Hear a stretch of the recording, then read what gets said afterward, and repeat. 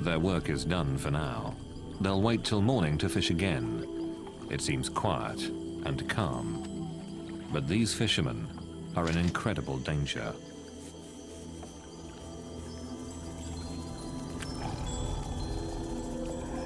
From the forest, they're being stalked by the deadliest tiger in the world. A tiger that can strike from land or water and kill in an instant.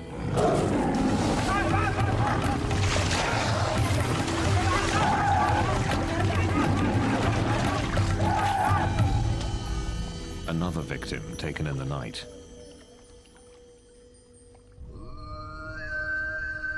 The tigers live here in the Sundarbans, gnarled fingers of thick mangrove swamp that stretch out into the Bay of Bengal.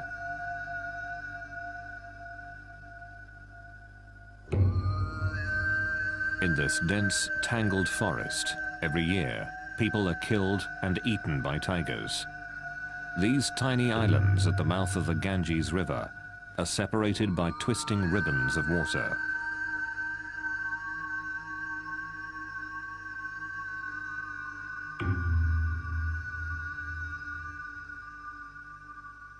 The isolated clumps of mud and forest make up the Sundarbans Tiger Reserve. The thick trees hide one of the largest concentrations of wild tigers. But there's something else that sets these animals apart, and the tigers that live here hunt, kill, and eat humans. I was led to a site where tigers killed 2 humans, and you could see the tracks of the tiger approaching the human footprints, and there was still dried blood on the ground. It makes you kind of look around and really reflect that when you're in a place like this, humans aren't dominant. The people of this region live on the edges of the tiger reserve in small villages.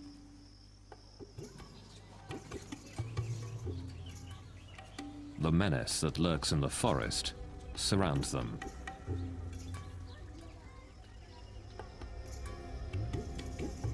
It is a hard life here.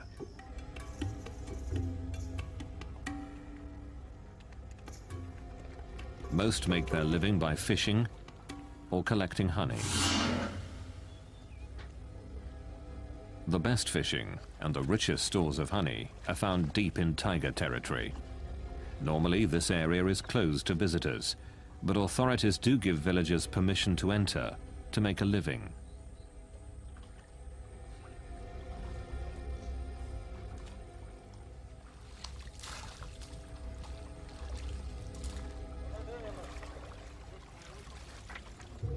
It's here that the tiger attacks occur.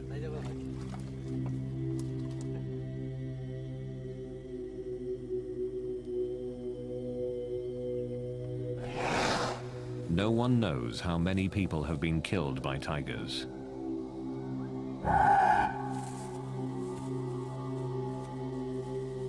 Many deaths aren't reported. And the bodies of the dead are rarely ever found. The tigers go deep into the woods to devour their prey, but the stories live on. Jamuna Sardar. 4 years ago, her husband went fishing for crabs. It was the last time she saw him alive. Sunil Mondal tried to wrench his son from the mouth of a tiger. He failed. And now his son's wife, his son's family, his son's daughter are all left behind.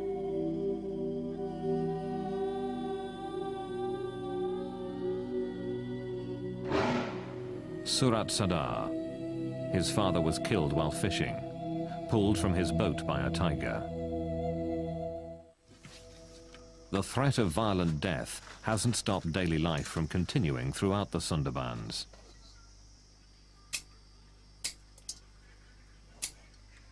Every day, Kamala Mondal can be found at her small village store.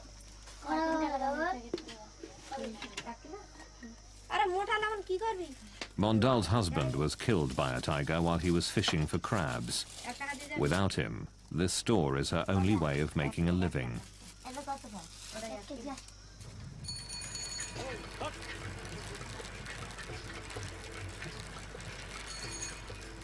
Sudeshna Day is a doctor who works in many of these villages.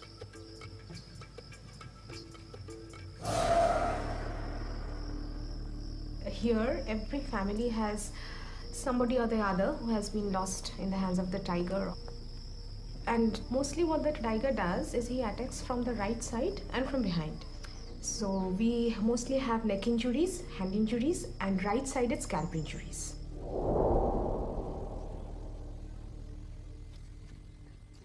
It is very rare to survive a tiger attack. Ashit Mondal is one of the few who have.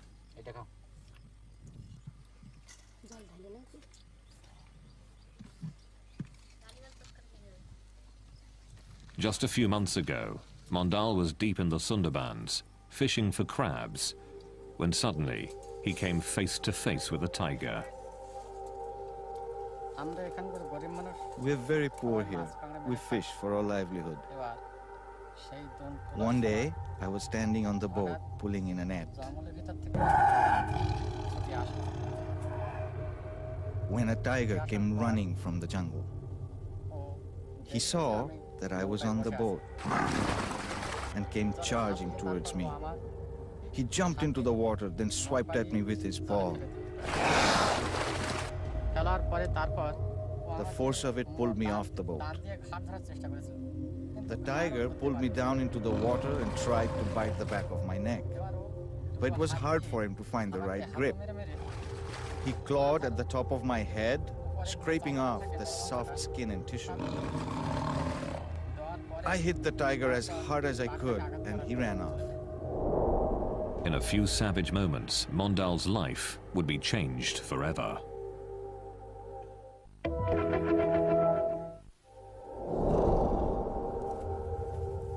A tiger's enormous forepaws can shatter bones.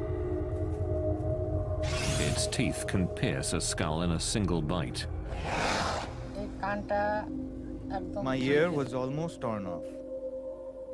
This was all cut, and the skin was just hanging from my face. It was ripped all the way up to here and over to my ear. My neck was bleeding badly too. The tiger also did a lot of damage to my arm and the back. This whole part of my head was gone. It's not healed yet. It's still an open wound. Mondal's survival makes his story unusual. But the fact that he was attacked in the first place makes him just another in the long line of victims. And I've often seen tigers in the wild, followed them on the road, and really haven't had a fear. But I'd have to say that if I met a tiger in the Sundarbans, I think I'd be worried. What has made the tigers of the Sundarbans so bold? What has turned them into man-eaters?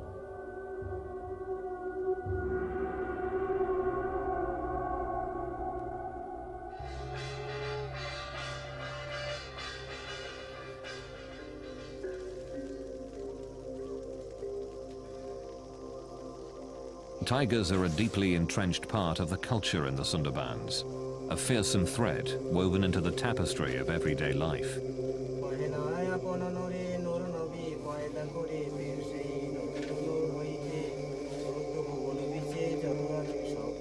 People who live here believe a constellation of supernatural forces guides and shapes their lives.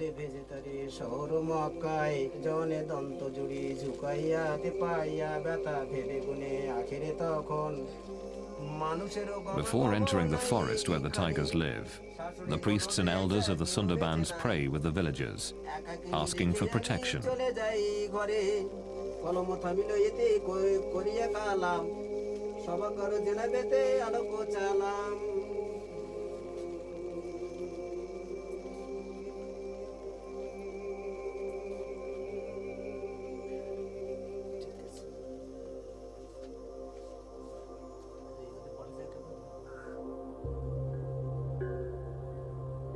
It is said, without the god's blessing, a tiger attack is virtually assured.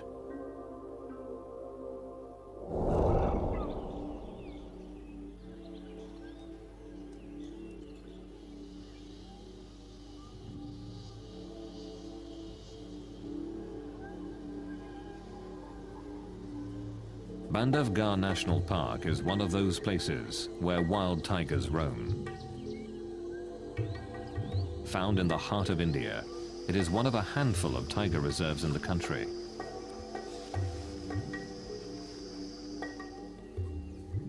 It has a rich history. In Indian legend, this fort, which dominates the park, was a gift from the great Lord Rama himself.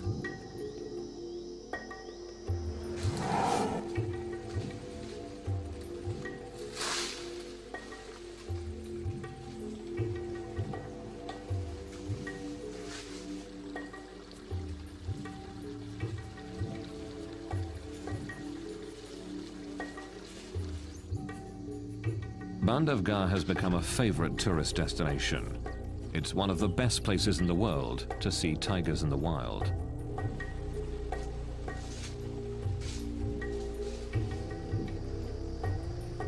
These are Royal Bengal tigers, the same type of tiger that lives in the Sundarbans.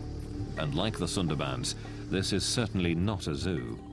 The tigers here track and hunt their own food.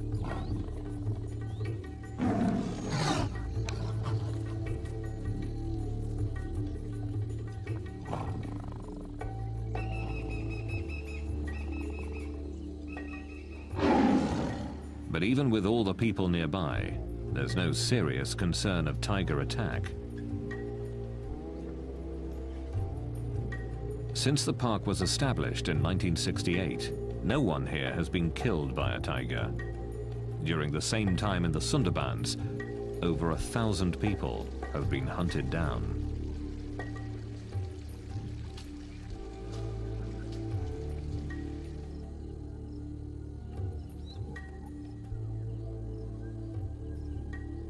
The classical image of the man-eating tiger is that man-eaters were an exception, and they were old, and they were injured, sick, and they couldn't kill game or livestock.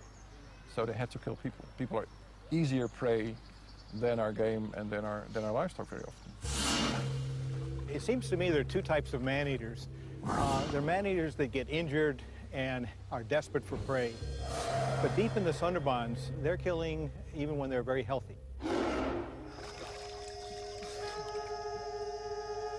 Living in the shadow of the man-eating tigers is part of daily life in the Sundarbans.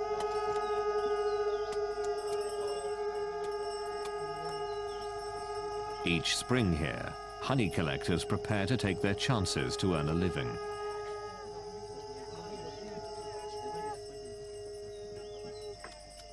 The danger of entering the forest makes this a solemn occasion.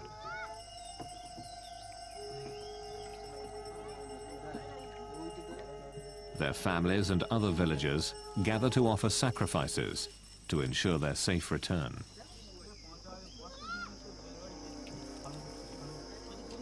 But even with the permission of the park rangers and the blessing of the local priests, men from these villages enter the forest, never to return.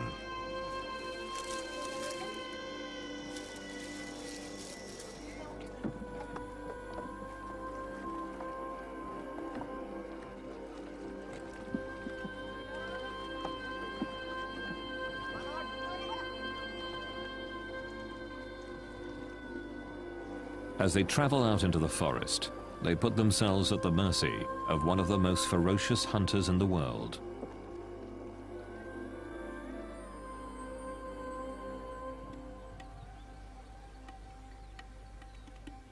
The murky waters, muddy banks, and thick swamps of the Sundarbans make it almost impossible to see the tigers here. Very few researchers have braved the hostile environment.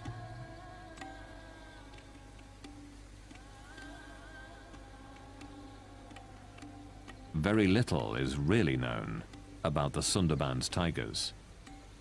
The Sundarbans at first seemed to me a pretty exotic place.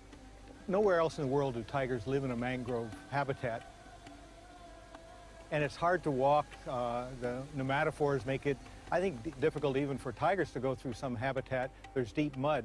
But there's one thing that tigers need. There's abundant prey, and that's why there are a lot of tigers there. A census is conducted in the Sundarbans to try to answer one of the most basic questions about the tigers of the region. How many are there? The census takers are forest guards who search the muddy banks of this area for tiger tracks.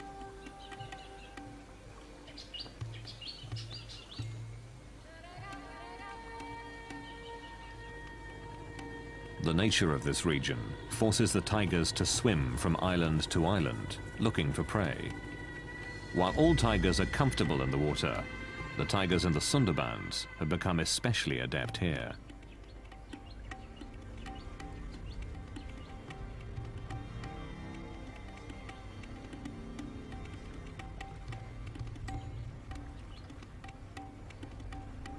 This rare footage captures one of these tigers in the act.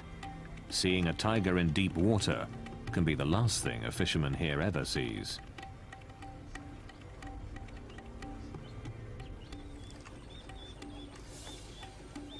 The tiger is tracked to where it left the river, but seconds after leaving the water, it has dissolved into the forest.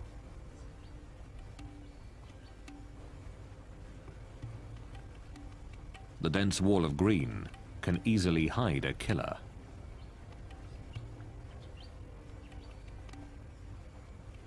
It is extremely dangerous to get off the boat.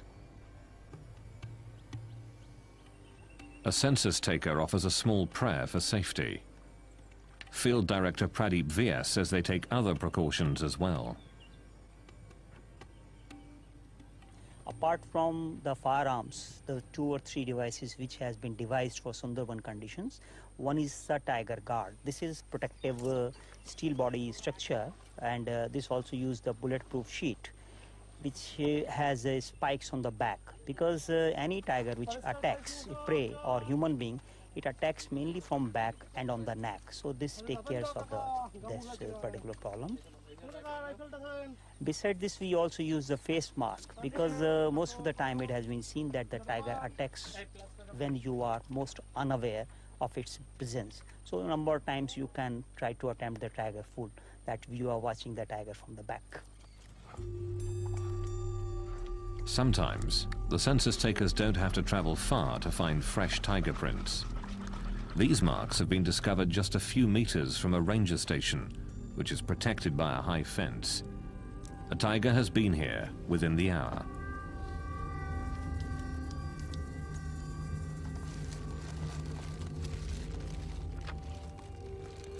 While some work quickly to gather the print, the others keep watch on the forest.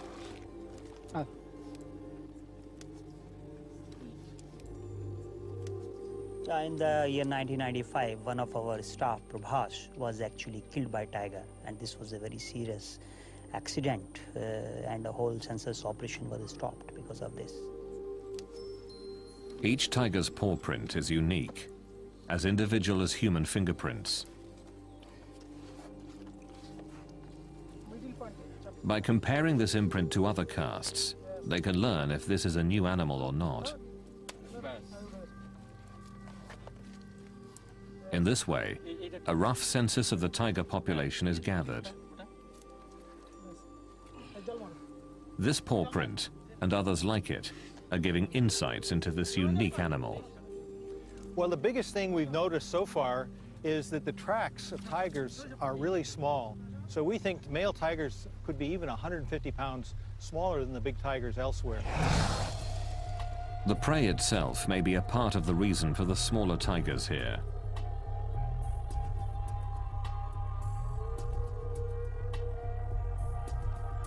The largest animals tigers eat in the Sundarbans are about a quarter of the size of tiger prey available in the rest of India.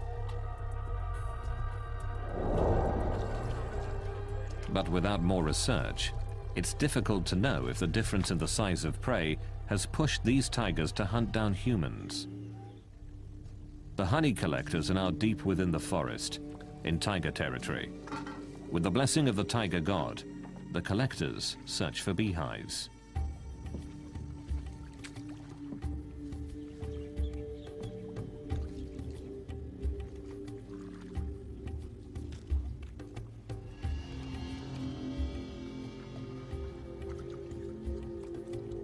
The tigers can be anywhere.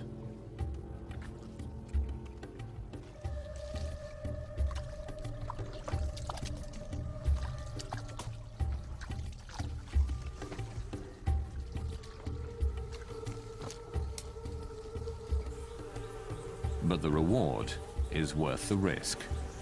This is what the honey collectors have searched for: hives dripping with bees and honey.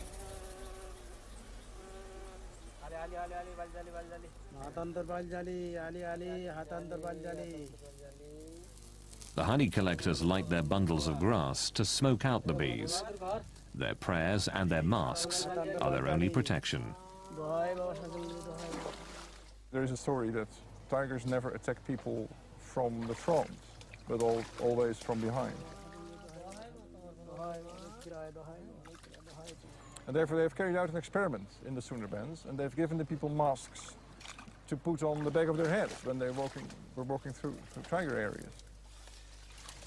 And in the beginning, the tigers seemed to fall for this ruse. But then they cottoned on, and they discovered that this was a ploy. And they again attacked people even though they were wearing a mask.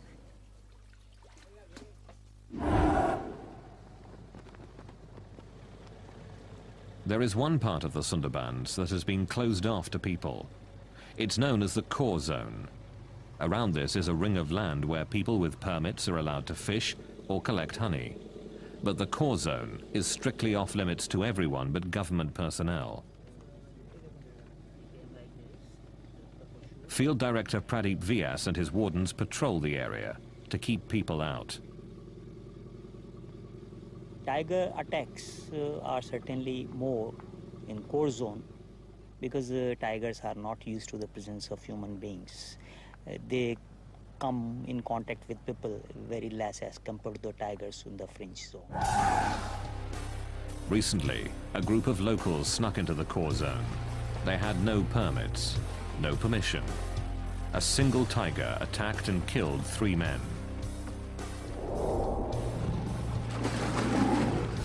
Vyas and the others were shocked by the attack. Normally a tiger will only kill one person, then devour their body. Vyas believes the attack shows how little we know about these ferocious animals. In my opinion, tiger understand human behavior very well, though we have yet to understand the behavior of tiger. With so little known about the tigers here, it's difficult to determine why the attacks occur.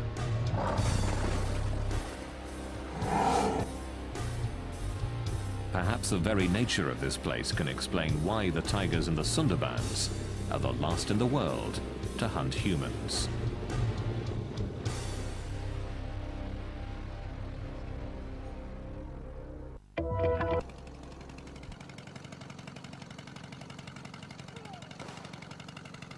The Sundarbans is one of the most dangerous places in the world.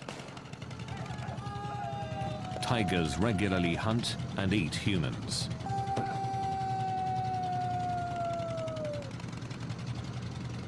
In this remote part of East India, park rangers take unusual measures, hoping to keep tigers away from the villages, hoping to keep predator and human prey apart.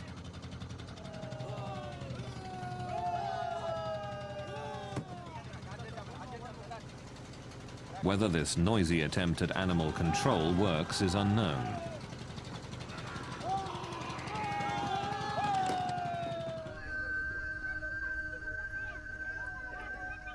This extreme effort to keep tigers away from the villages of the Sundarbans is not duplicated in other tiger reserves in India. Here at Bandhavgarh National Park, villagers ring the tiger reserve, just as they do in the Sundarbans. But no one can remember the last time someone was killed by a tiger.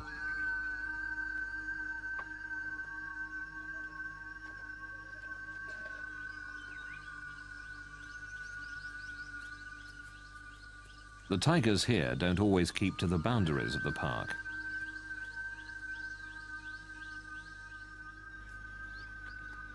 They regularly enter this village in search of prey, but strangely, have never attacked people.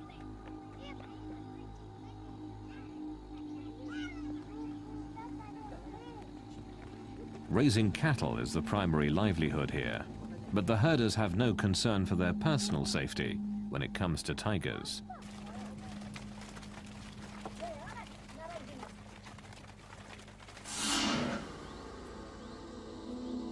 This tiger, B2, is the best-known cattle killer in Bandhavgarh.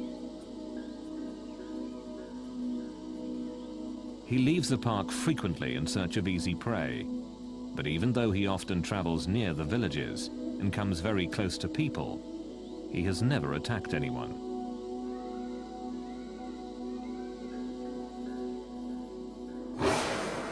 Every day, herders near Bandhavgarh take their cattle out to graze. They don't enter the park, but keep to the land just outside Bandhavgarh's boundaries. B2 and other tigers, of course, don't know where those boundaries are. When B2 sees cattle, what he sees is easy prey, no matter where it is. But when people are about, B2 is loath to attack. People make him wary. People keep him at bay.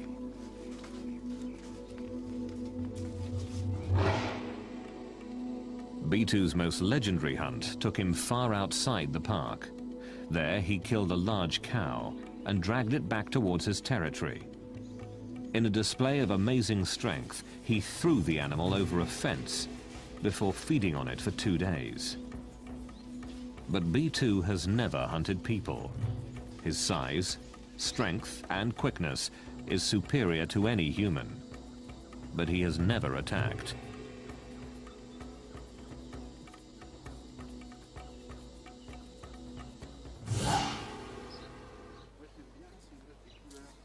Claude Hadencourt went to India to see tigers firsthand. What he saw almost cost him his life. The tiger attacked the car while we were stopped. We were listening to the barks of the deer that announced the presence of the tiger. Everyone was listening carefully, and when we turned around, we saw the tiger on the road, about 200 meters from us. He got closer, and we could take a few pictures. We could see the tiger was beaten up or in an accident because he had a big wound on his lip and was missing some teeth. He was walking normally, but when he saw all the cars, he started to run faster and faster. And finally, when we least expected it, he jumped in our car.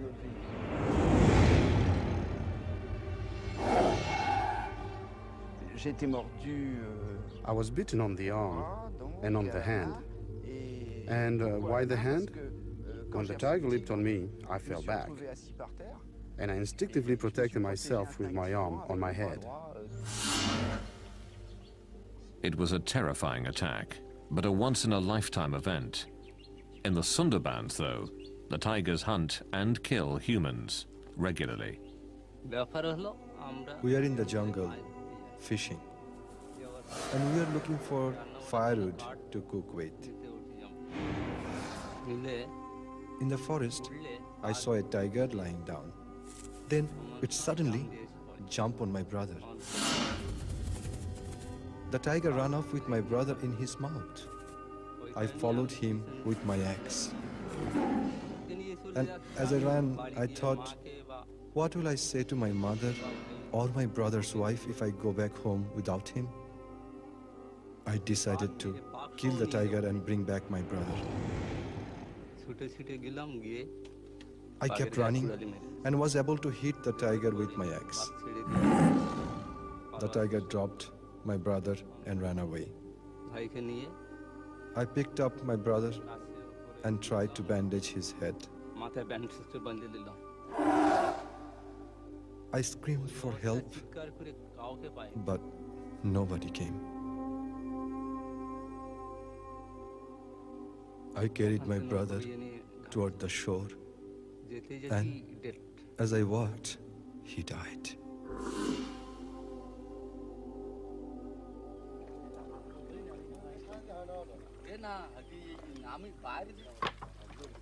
Why do these attacks continue? It's difficult to know what separates the tigers of the Sundarbans from those everywhere else in the world. There are several theories, but little hard proof. Some believe the water itself is to blame.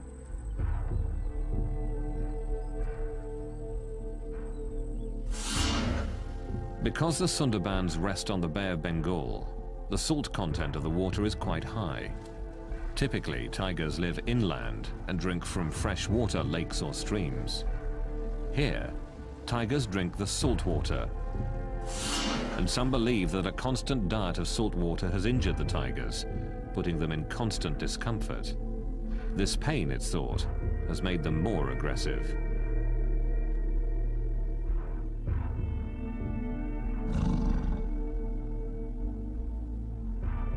Freshwater ponds were dug to provide an alternative for the tigers, but the attacks persisted. While an intriguing notion, there has never been proof that the high salt content is behind the attacks on people. Another theory is also tightly bound to the waters here. Understanding the tides is crucial to fishing in the Sundarbans.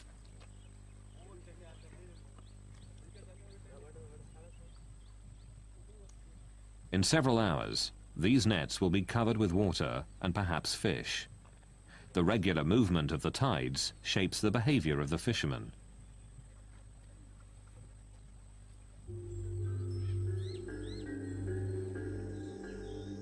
And some who study the tigers of the Sundarbans believe that tides may also make these animals unusually aggressive.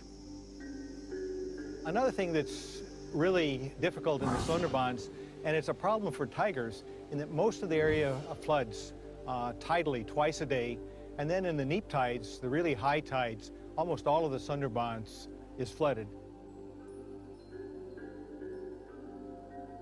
And we really wonder where tigers den. They may have a problem finding a dry spot to den. There is another theory that the tigers of the Sundarbans are more aggressive than others because conflicts that would be avoided through scent markings have to be played out. When the area floods, scent markings that define tiger territory are washed away. Aggression then becomes the only way to defend the territory.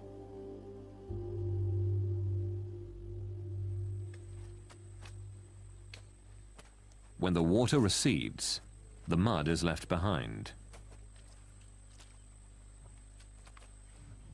Some believe this mud makes it more difficult for the tigers to hunt, so they resort to easier prey, man. Another theory suggests that tigers don't knowingly hunt humans. Making a living in the Sundarbans is back-breaking work. Collecting firewood or rigging nets means constant stooping and bending. Some experts believe that in this vulnerable position, tigers can mistake a person for a small deer.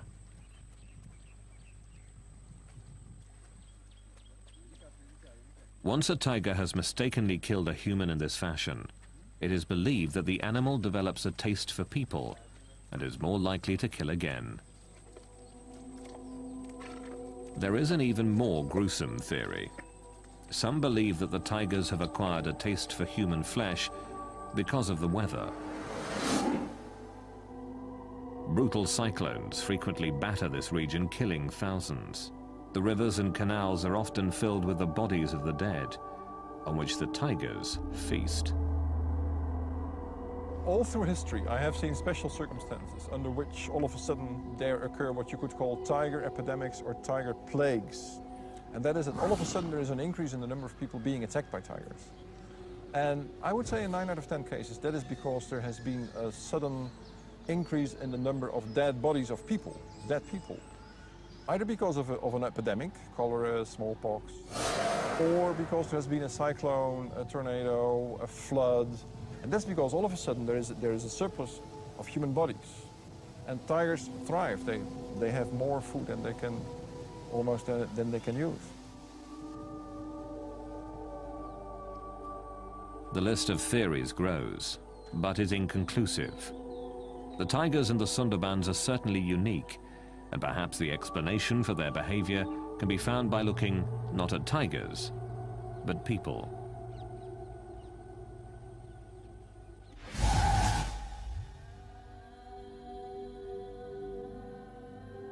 Through the late 1800s and early 1900s, tigers were hunted down ruthlessly throughout much of India.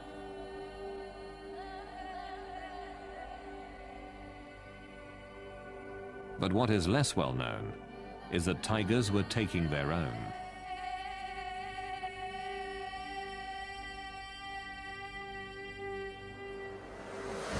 Nowadays, tiger attacks are rare.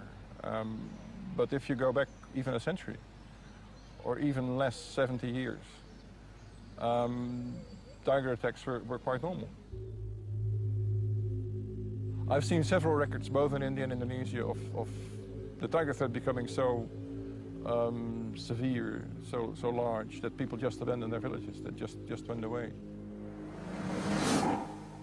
Tiger attacks so fierce that they emptied entire villages are hard to comprehend today. There are estimates that as many as 300,000 people were killed by tigers from 1800 to 1900. The answer was obvious. Fewer tigers would mean fewer tiger attacks. Open season was declared on tigers.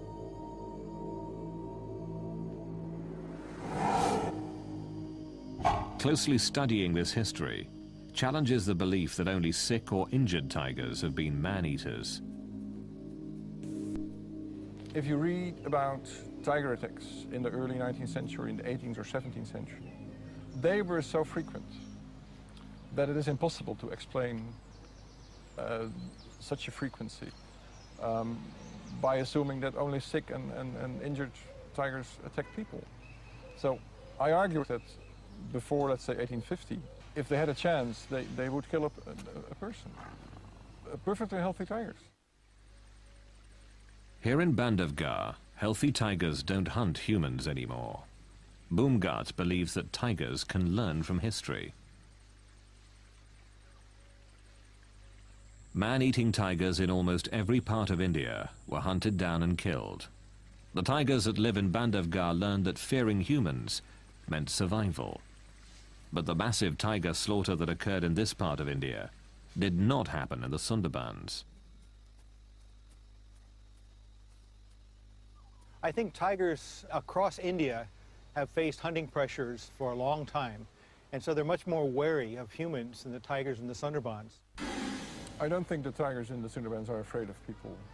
The people don't seem to be carrying firearms, and the tigers know that. The remote and hostile nature of the Sundarbans protected tigers from hunting in the past, and it continues to protect them today. Even when they know that a tiger's a man-eater, if it lives in the middle of the Sundarbans, there's not much they can do about it. They can't really hunt it, and they don't. The dense maze of mangrove swamps allows these tigers to continue to hunt humans, as tigers all across India once did. From mother to cub, tigers here have passed on a taste for humans from generation to generation.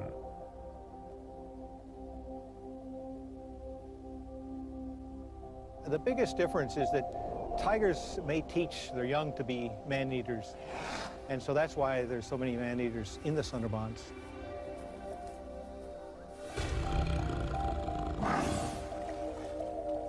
Not fearing humans, the tigers here keep hunting them, and the killing continues.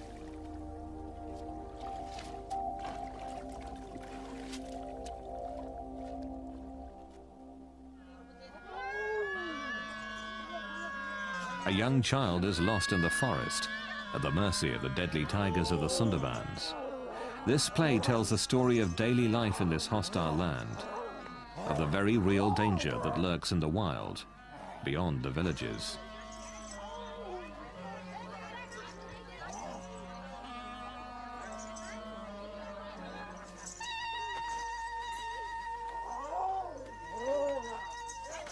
The people here believe that the tiger god, Daksin Ray, can kill if he is displeased. They believe he can read minds to gauge the amount of respect for him, that their survival depends on his happiness, or the intervention of another deity, Banbibi, the goddess of the forest.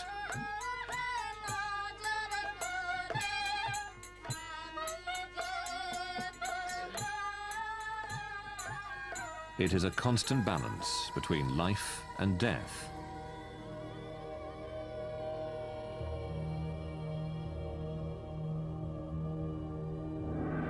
A balance the people here accept.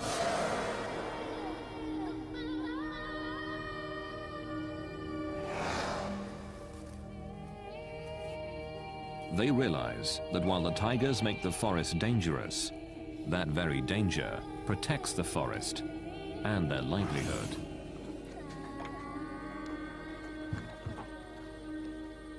Most of the people in this zone are poor, and for their survival they have to go for fishing and other things. But they also admit that tigers' presence in this forest is essential for their own survival, because of these tigers, these mangrove forests are surviving.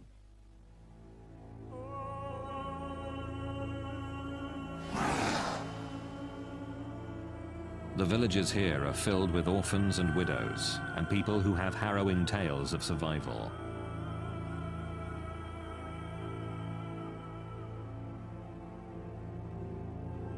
It is the reality of life in the Sundarbans.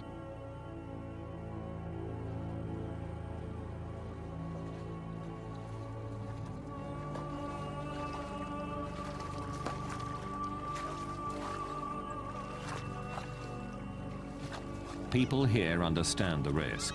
They understand that in the Sundarbans, humans are not the most dominant animal. That if a tiger decides to kill, it can and will.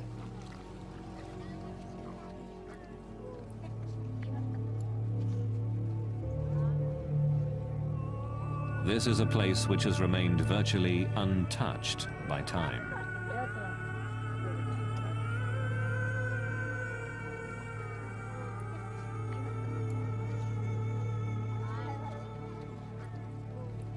A place where tigers don't live in fear of people,